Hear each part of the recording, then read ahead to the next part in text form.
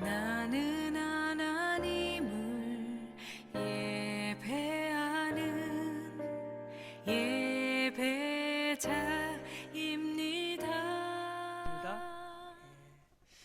오늘 오후에 우리 좀 아는 목사님들 좀 몇 분 잠깐 만나서 이렇게 좀 차를 마셨는데요.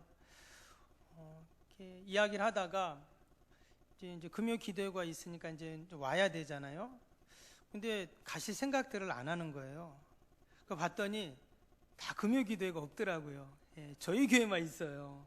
한 7, 8분 잠깐 모였는데 제가 그걸 보면서 우리 속병교회는 참 좋은 교회다 하는 생각을 했습니다. 여러분, 금요 기도에 있는 교회가 좋은 교회인 줄 믿습니다. 없어도 좋은 교회이지만 우리가 이처럼 기도할 수 있고 더 기도하기를 위해 모이는, 여러분, 이것이 귀한 일이고 복된 일이죠. 이 밤에 하나님께서 우리의 기도를 다 들으시고 하나님이 신실하게 응답하실 줄로 믿습니다. 우리가 계속 금요 기도회를 통해서 회복을 위한 기도를 하고 있죠. 회복과 관련된 말씀을 나누고 또 우리가 회복되기를 기도하고 있습니다. 우리의 건강도 회복되고 자녀도 회복되고 또 우리의 물질도 회복되고 관계도 회복되고 우리가 다 회복되어야 하는데, 여러분, 무엇보다 회복되어야 할 것이 있죠. 우리 신앙이 회복되어야 됩니다. 우리의 영적인 것들이 여러분 회복되기를 함께 기도할 수 있기를 바랍니다. 영이 살고 영이 회복되면 육은 자연적으로 살고 회복되게 되어 있습니다. 그래서 우리가 이 금요기도회를 통해서 우리의 주저앉아버린 신앙과 믿음과 또 우리의 기도가, 우리의 영이 다시금 회복되기를 우리가 간절히 바라는 마음과 함께 기도할 수 있기를 바랍니다. 여러분, 회복이라는 말은 원래 자리로 되돌아간다는 뜻이죠.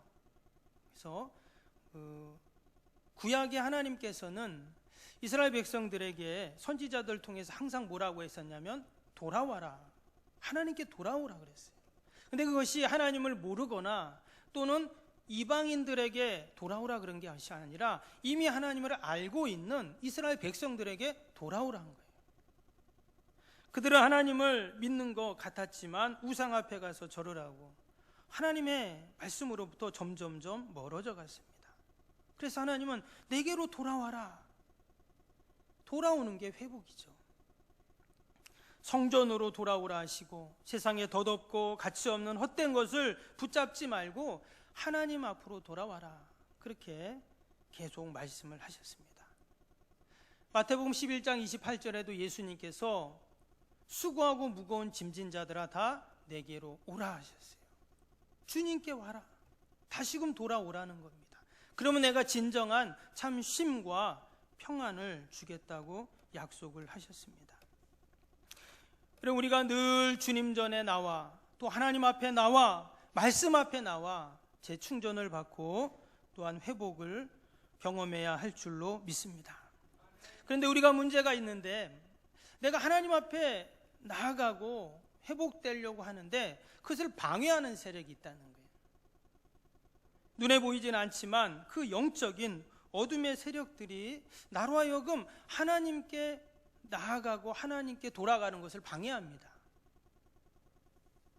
오늘 1절을 다시 한번 보시면, 그러나 성령이 밝히 말씀하시기를 후일에 어떤 사람들이 믿음에서 떠나 미혹하는 영과 귀신의 가르침을 따르리라 하셨으니, 뒤에 7절도 보시면 망령되고 허탄한 신화를 버리고 경건에 이르도록 내 자신을 연단하라. 분명히 우리를 미혹하는 영이 있다는 겁니다. 잘못된 가르침으로 우리를 하나님 앞으로 나가지 못하게 하는 것이 있다는 거예요.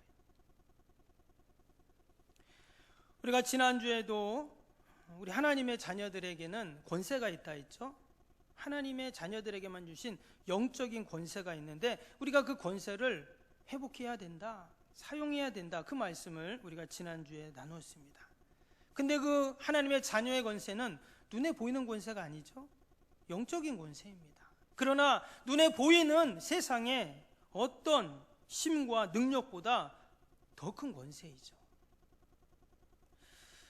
하나님의 자녀인 우리가 늘 그 영적인 권세를 여러분 우리가 기억하고 또한 활용해야 할 줄로 믿습니다. 근데 그 하나님의 자녀의 권세를 활용하기 위해서, 우리가 이 땅에서 사용하기 위해서 꼭 필요한 것이 있어요. 그것이 뭐냐면 바로 우리의 육적인 체질을 영적인 체질로 바꾸는 것입니다. 지난주 말씀과 이제 연결이 되는데요. 여러분, 우리의 체질이 있죠. 태어나면서부터 타고난 체질이 있다, 이런 이야기를 합니다. 근데 또 그런 경우도 있어요. 우리가 병원에 이렇게 가면, 입원해 보신 분들은 그런 거 알잖아요. 계속 침상에 누워있고 움직이지 않고 그러면 어떻습니까? 나중에 막 걷는 게 힘들잖아요. 다리도 굽고 근육도 빠지고 이래서 한동안 재활 치료를 받아야 합니다.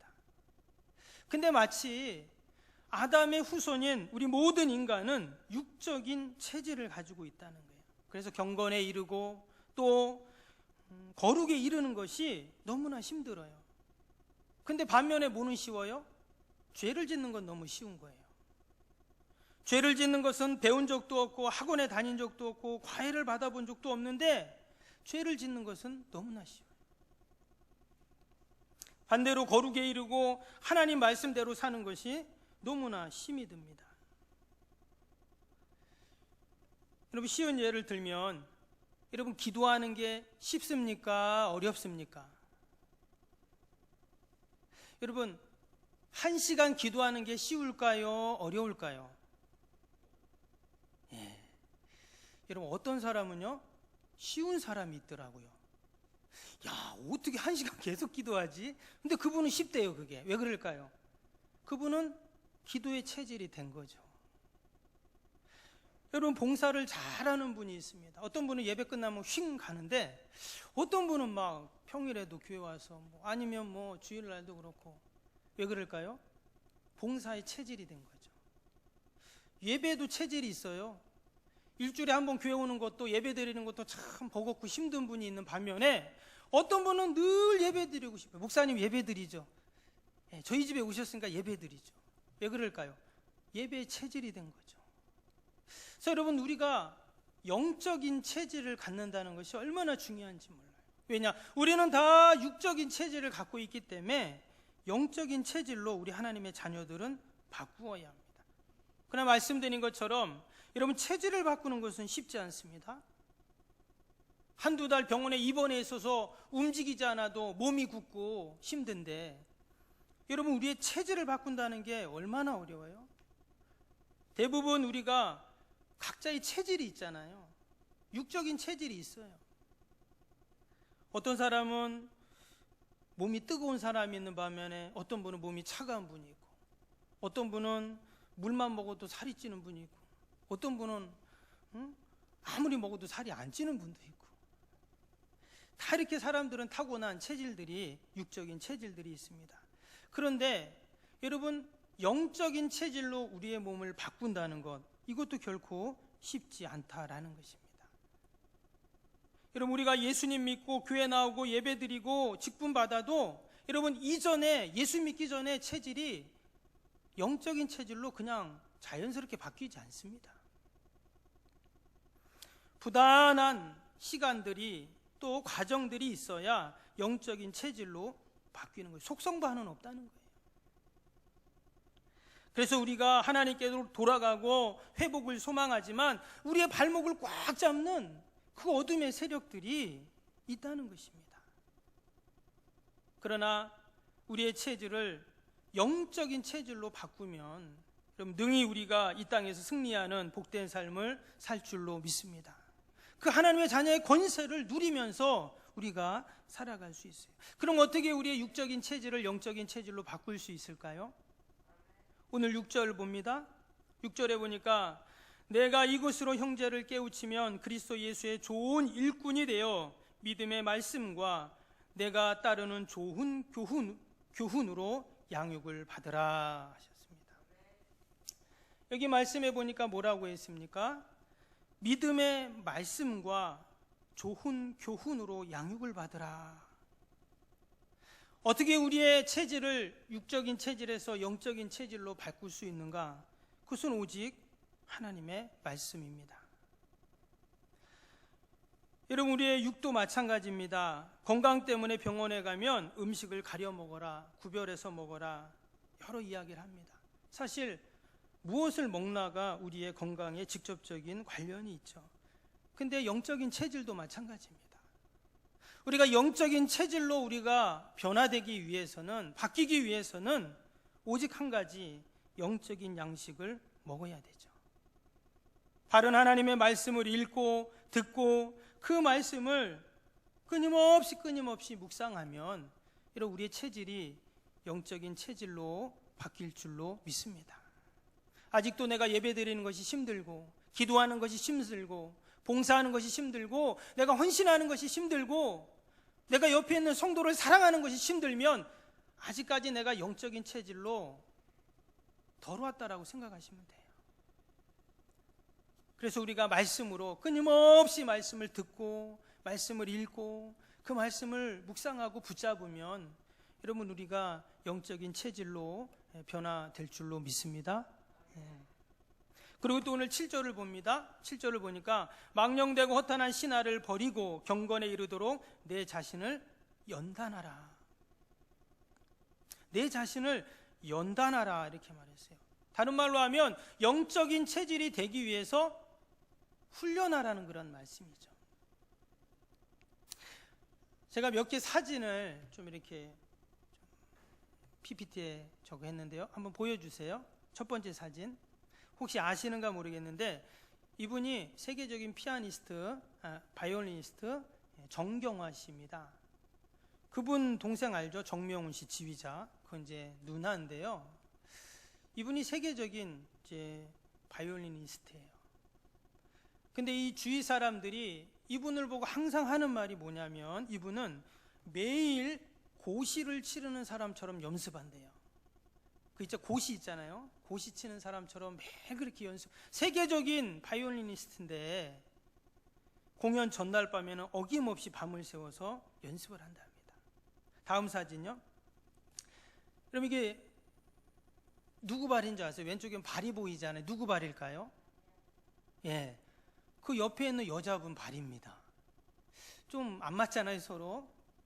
이분이 강수진 씨죠. 세계적인 발레 하시는 분. 우리나라도 그 국립 발레단 이제 그 원장도 하시고 했던 분인데 얼마나 발레 연습을 했는지 완전히 그 여자 발이라고는 볼 수 없는, 그 발레하는 분들이 신는 신발 있잖아요. 토슈즈라고 수백 개를 다 달아서 없어졌다고 합니다. 그만큼 연습을 했다는 거기죠. 그 다음 사진 한번 보면 잘 아시죠? 스케이트 선수 이상화 선수 금메달도 땄는데 이 처녀인데 지금 결혼하셨죠. 근데 발바닥을 보시면 뭐 정확히는 안 보이지만 굳은 살이 이렇게 배겼답니다. 얼마나 스케이트를 탔는지. 그러니까 금메달을 땄겠죠. 다음 사진요. 이 사진은 누굴까요? 누구 발일까요? 한동안 이게 인터넷에서 유행이 아주 저기 했는데 축구선수 박지성 선수 발입니다. 얼마나 공을 찼는지 발이 흉터가 안 난 게 없잖아요. 물집이 생기고 다시 굽고 또 생기고 그렇게 연습을 했다는 것이죠. 한 장만 더 보여드리면 아시죠? 피겨 여왕 김연아 선수 그 트리플 악셀 막 빙글빙글 도는 거 있잖아요. 그거 연습한다고 수천 번 저 빙판에 엉덩방아를 쪘답니다. 저도 한번 아이들하고 이 실내 스케이트장에 한번 갔는데요.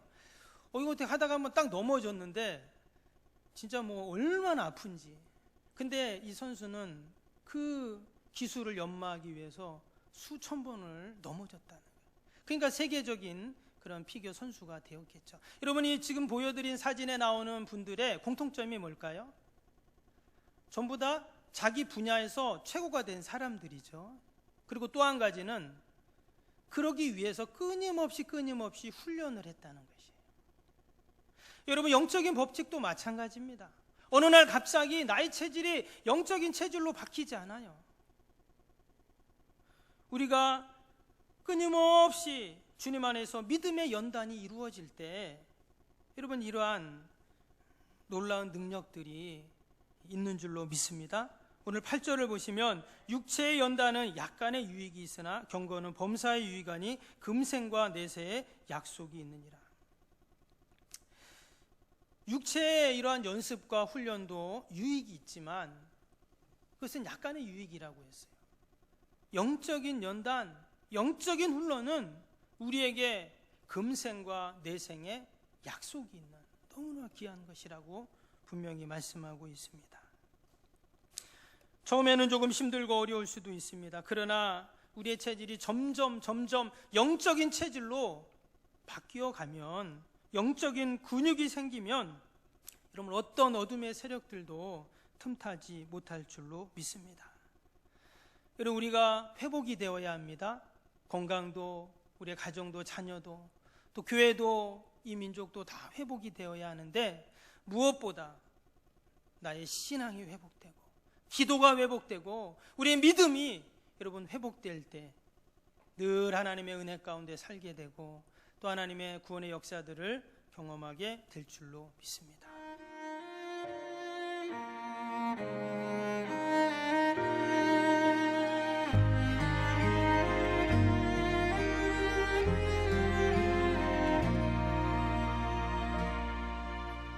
나는 하나님을 예배하는 예배자입니다.